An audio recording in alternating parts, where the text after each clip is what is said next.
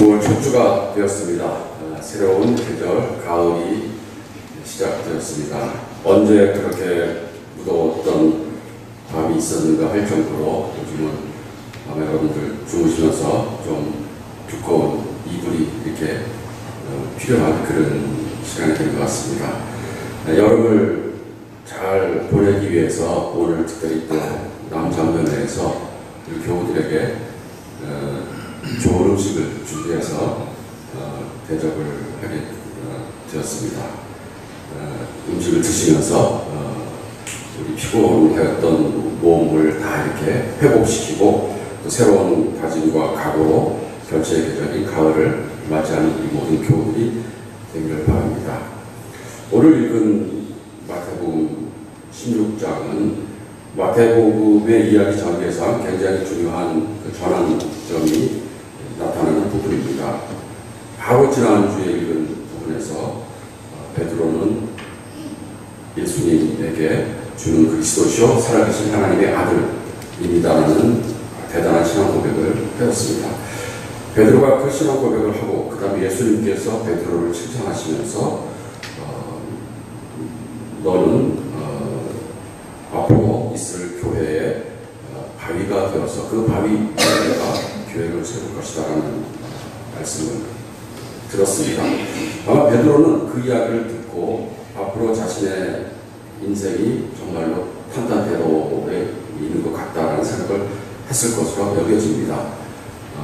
하나님의 아들인 분, 또 왕이신 분이 바로 앞에 있는데 이제부터는 저분이 통치를 하시고 나는 그분의 수제자로서 정말 이 땅에서 영광스러운 삶을 살 것이다라는 기대를 한껏 했을 것으로 여겨집니다. 그런데 예수님께서는 곧바로 앞으로 내가 유대 지도자들에게 잡혀서 고난당하고 십자가에서 죽을 것이다라는 말씀을 하였습니다. 베드로가 상상할 수 없는 방향으로 전개가 되었기 때문에 베드로는 버릇없게 나서서 예수님에게 그렇게 하시면 안 됩니다. 이렇게 말을 하였습니다. 그러자 예수님께서는 베드로를 오늘 우리가 본문에서 읽은 것처럼 굉장히 심하게 책망하였습니다. 베드로는 정말 하늘 높은 곳에 있다가 땅 아래 가장 낮은 곳으로 떨어지는 그런 체험을 했던 것 같습니다. 베드로의 상상 속에서는 영광은 있었지만은 그 영광으로 가기 위해서는 십자가라는 고난의 단계가 필요하다는 것을 상상할 수 없었던 것 같습니다.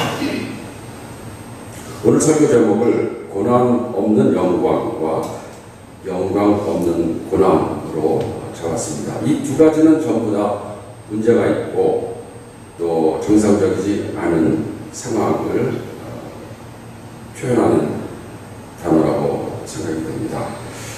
먼저 고난 없는 영광, 이건 사실 우리가 바라는 거죠. 아무 고통 없이 값을 치르는 것 없이 나에게 영광이 왔으면은 많은 사람들이 상상하고 기대하는 것이지만은 그러나 우리가 인생을 살아오면서 그건 헛된 기대라는 것을 잘 알고 있습니다. 우리 주위에는 고난 없는 영광을 누리면서 사는 사람들이 더러 있습니다. 대표적인 사람들이 재벌의 2세들, 3세들 그런 사람들이겠죠. 그러나 고난 없는 영광은 사실은 너무나도 쉬운 길이고 또 우리에게 많은 유혹이 되지만은 그 가운데는 불공정이 있을 수도 있고 또 기만이 있을 수도 있고 또 그 과정 속에서 우리의 그 인간성이 사실은 손상될 수도 있습니다. 마침 어제 중앙일보 신문에 이런 기사가 났습니다. 제목이 이제라도 그 복권 찍고 싶다, 이런 제목이었습니다. 대충 어떤 내용인지 여러분들 상상을 하실 수 있을 텐데요.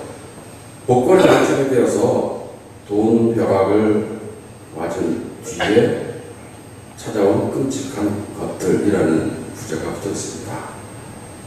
얼마 전에는 미국의 그 복권의 역사상 최고의 당첨액 7억 5,870만 불을 어떤 한 사람이 그 복권에 당첨이 되었다고 합니다. 전체 상금액은 그것보다 더 큰 적이 있었지만은 한 사람이 그렇게 많은 복권 금액을 차지한 적은 없었다고 합니다. 이 사람의 삶은 앞으로 어떻게 될까요? 그런데 그 기사를 보니까 많은 경우에 복권에 당첨된 사람들의 삶은 대부분 불행했다고 합니다. 그들의 그 복권 당첨 이후의 삶은 사기, 이혼, 마약 중독, 강도, 상해, 살해, 자살 이런 불행한 일들이 가득 차 있었다고 합니다. 물론 우리가 이것을 일반화할 수는 없겠지만은 그러나 분명한 것은 그 복권에 당첨된 그 행운이 사람들에게 반드시 행복과 영광을 가져다 주는 것은 아니라는 것입니다. 도리어 대부분의 경우에는 그런 오행 때문에 그들의 남은 삶이 더 불행해졌다는 것이죠. 왜냐하면 우리 인생은 우리가 잘 아는 것처럼 고생 끝에 낙이 온다. 혹은 고진감래, 꾸린 대로 거둔다. 이런 속담이 있는 것처럼 또 영어에는 no pain, no gain이라는 속담이 있죠. 고통이 없이는 얻는 것도 없다. 이것이 우리가 인생을 살아가는 어떻게 보면은 상식이고 윤리인데 그것을 거스르는 삶은 그렇게 정상적인 삶이 될 수 없기 때문이라고 여겨집니다. 고난 없는 영광은 문제가 있다. 우리가 고난 없는 영광을 기대하면서 삶을 사는 것은 바람직하지 않다라는 것은 굳이 우리가 성경을 언급하지 않더라도 세상 사람들이 초등학교에서부터 늘 선생님들이 우리들에게 가르쳐주는 그런 중요한 교훈이라고 여겨집니다. 그러나 우리는 성경 속에서 그것과는 또 한 차원 더 깊은 의미를 새길 수가 있습니다. 과연 우리가 생각하는 고난은 무엇이고 우리가 생각하는 영광은 무엇일까?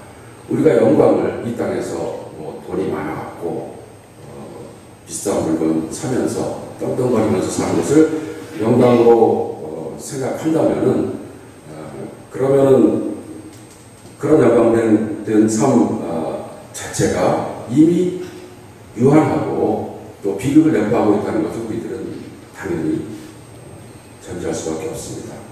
그러나 오늘 성경에서 하나님께서 베드로를 책망하면서 너는 하나님의 일을 생각하지 않고 사람의 일만 생각하는구나라고 말씀을 하셨는데 우리가 사람의 일이 아니고 하나님의 일을 생각하면서 그 영광이 무엇인지 깊이 생각해 볼 때 우리는 그것이 이 땅에서 우리가 누릴 수 있는 부귀나 영화는 아니라는 것을 확실하게 깨닫게 됩니다.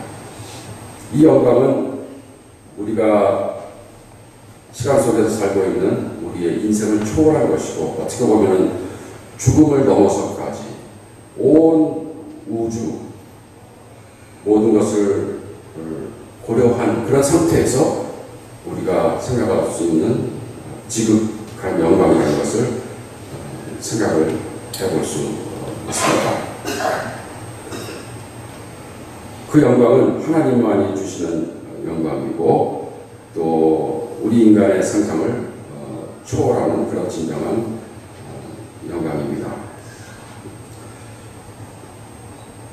고난이 없는 영광은 없다라는 것은 어떻게 보면 평범한 진리고 우리 모두가 아는 진리지만은 그러나 우리들은 종종 고난이 없는 영광을 은근히 바라기도 합니다.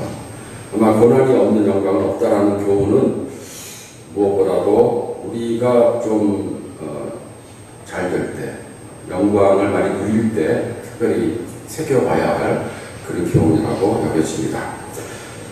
이제 두 번째 부분, 영광 없는 고난에 대해서 한번 생각을 해보겠습니다. 고난 없는 영광이 그 자체가 좀 많은 문제를 여포하고 있고 모순인 것처럼 영광 없는 고난도 사실은 문제가 있는 표현입니다. 영광 없는 고난은 그 자체가 너무 비참하죠. 그 안에 희생이 있고 폭력이 숨어 있고 또 그 안에 악이 전제가 되어 있는 것 같습니다. 우리가 아무 영광의 그 가능성이 없이 계속해서 비참함 속에서 고통을 당한다면은 그것 이상 어려운 상황이 어디 있겠습니까? 세상에 많은 사람들은 이 세상에서의 삶은 정말로 영광 없는 고난이다, 이런 생각을 갖고 사는 사람들이 있는 것 같습니다. 고난 자체가 삶의 본질이고 결국 우리들은 고난 속에서 그냥 사라지는 것이다, 이런 인생관을 갖고 삶을 사는 사람들도 많이 있습니다. 그러나 영광 없는 고난, 이것도 역시 성경적으로 볼 때는 옳지 않은 생각이라는 것을 깨닫게 됩니다.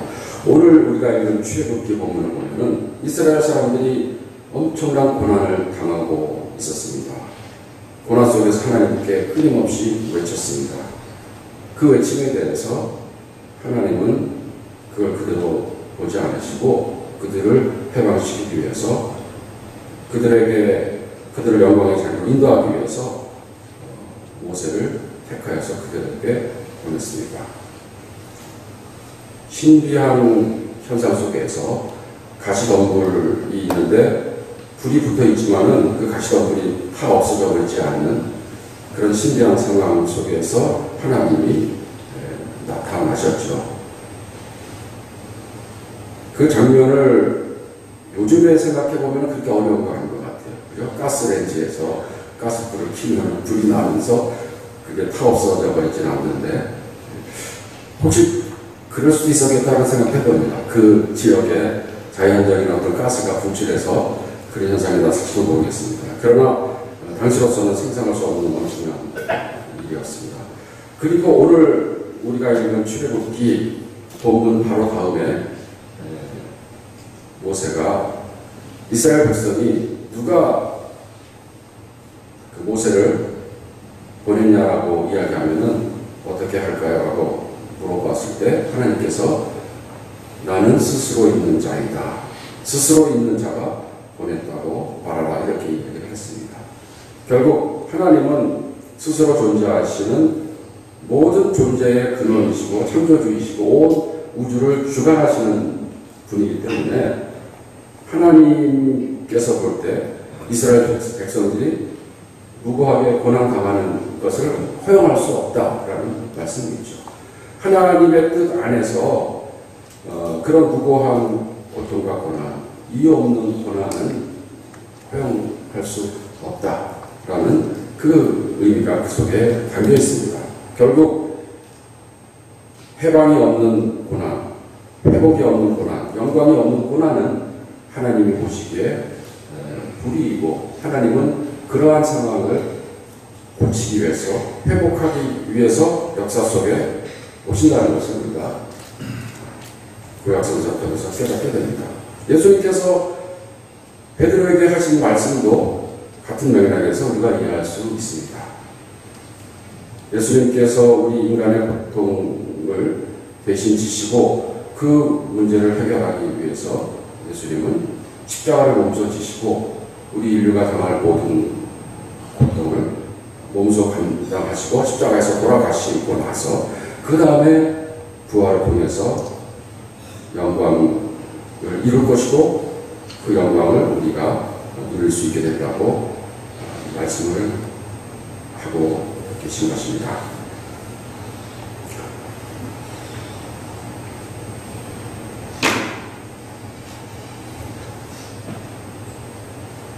우리에게 고난이 계속되고 해방이나 해결의 가능성이 없는 삶을 계속 살아가는 그런 운명이 처해진다면 우리의 삶이 얼마나 비참하겠습니까? 우리들은 아마 우리 운명의 노예가 되어서 사는 삶과 같을 것입니다. 그러나 예수님께서는 우리의 운명이 그와 같이 노예와 같은 삶이 아니고 하나님의 자녀로서의 삶을 우리가 살게 된다고 말씀을 합니다. 우리는 처음부터 창조되었을 때부터 인간이 존재하기 시작되었을 때부터 우리의 첫 번째 조상이 만들어졌을 때부터 하나님의 형상을 지닌 특별한 존재로 창조되었다는 것을 성경은 계속해서 이렇게 강조하고 있습니다. 로마서 8장 15절을 보면은 이런 말씀이 있습니다. 여러분은 두려움에 빠뜨리는 노예의 영을 받은 것이 아니고 자녀로 삼으시는 영을 받았습니다. 그래서 우리는 하나님을 아빠, 아버지라고 부릅니다. 성령이 또 우리의 영과 함께 우리가 하나님의 자녀를 증언하십니다. 자녀이면은 상속자이기도 합니다. 우리가 그리스도와 함께 영광을 받으려고 그와 함께 권한을 받으면 우리는 하나님의 상속자요 그리스도와 더불어 공동 상속자입니다. 이렇게 이야기합니다. 18절에 나는 현재 우리가 겪는 고난은 장차 우리에게 나타날 영광을 견주면 아무것도 아니라고 생각합니다. 이런 말씀을 합니다. 고난 없는 영광은 없다. 또 영광 없는 고난은 없다. 이 두 가지 표현 중에서 고난 없는 영광은 없다라는 말은 우리들에게 숙제를 주는 것 같습니다. 우리가 고난을 감당하고 또 어떻게 보면 스스로 역경을 해치는 노력을 통해서 영광을 얻어야 하는 그런 우리의 임무가 주어진다. 그러나 영광 없는 고난은 없다. 모든 고난은 끝이 악이 우리 인생의 최종 결론이 아니다. 정의가 악을 이길 것이다. 선이 악을 이길 것이다. 영광 없는 고난은 없다. 라는 것은 어떻게 보면 우리의 과제라기보다는 하나님의 숙제라고 생각이 됩니다. 하나님의 약속이라고 생각이 되고 우리로서는 그것을 믿는 것밖에 할 수 없습니다. 왜냐하면 우리가 세상을 살펴볼 때 여전히 악의 세력이 더 큰 것 같고 불의가 판을 치는 것 같기 때문입니다. 그러나 예수님께서는 십자가를 통해서 십자가의 죽음이 끝이 아니고 부활의 영광이 그 이후에 따라올 것이라고 우리에게 말씀을 하시고 우리가 고난을 당할 때 우리가 어려움이 있을 때 그때 우리는 우리의 십자가를 지고 삶을 살아가는 것이다라고 말씀을 하고 있습니다. 그리고 아무리 우리가 겪는 고난이 크다 할지라도 하나님께서 역사를 완성하시고 우리 삶 속에서 하나님의 뜻을 이루실 때 드러날 영광이 견지면은 아무것도 아니다라고 말씀을 하고 계신 것입니다.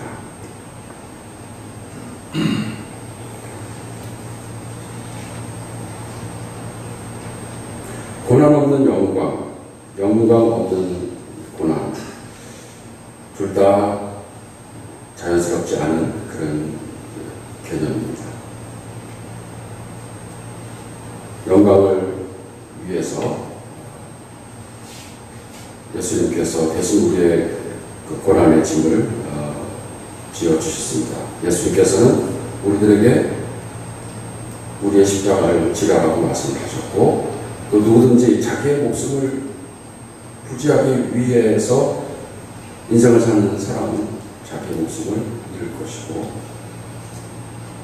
자기의 목숨까지 버리면서 하나님의 나라를 추구하는 사람은 영광을 얻을 것이라고 말씀합니다. 의를 위해서 고통당하는 사람, 의를 위해서 핍박받는 사람은 복이 있다. 이렇게 말씀을 하셨습니다. 영광이 없는 고난도 자연스럽지 않습니다. 우리의 고난은 끝이 있습니다. 우리는 고통당하기 위해서 만들어진 존재가 아닙니다. 욥이라든가 시편의 탄식시를 보면은 거기 나오는 주인공들은 너무나도 비참한 상황 속에서 고생을 하고 있었습니다. 그러나 그들이 영원히 그 고난의 덫에 빠져서 고통스럽게 살 것이라고 생각을 하지 않고 하나님께 절규하면서 하나님 나의 원함을 풀어주십시오. 나를 고통에서 구해주십시오라고 끊임없이 기도하였습니다. 이스라엘 백성도 하나님께 기도하였습니다. 하나님은 그들의 기도에 귀 기울여 주셨습니다. 우리가 어떤 고난에 있을 때 하나님께서는 이미 우리를 위한 영광, 회복, 해방, 구원의 길을 다 마련해 주셨다는 것을 깨닫고 우리를 위협하는 고난에 대해서 겁을 먹지 않고 하나님의 뜻대로 꾸준하게 살아가는 것이 우리의 삶의 올바른 태도라고 여겨집니다. 우리가 영광이 없는 고난이 없다고 확신할 수 있는 근거는 바로 하나님이 창조주이시기 때문입니다. 하나님께서 예수 그리스도를 구세주로 이 땅에 보내주셨기 때문입니다. 보혜사 성령께서 늘 우리들과 함께 해주시기 때문입니다. 앞으로 우리들의 삶을 살아가면서 우리의 삶이 영광과 승리로 가득 차 있을 때 또 우리가 충실하게 우리가 지어야 할 짐을 지고 있는지 우리의 십자가를 감당하고 있는지 우리 자신을 돌이켜보는 우리 교훈이 되기를 바랍니다. 또 혹시 우리가 큰 고통 가운데 있을 때 혼자 감당하기 힘든 어려움을 겪고 있을 때 그 순간에도 하나님께서는 우리들에게 해방의 길, 영광으로 가는 길을 준비하시고 우리 곁에서 우리의 삶을 인도하고 계신다는 것을 확신하면서 담대하게 살아가는 섬의 교회 교우들이 되기를 간절하게 바랍니다.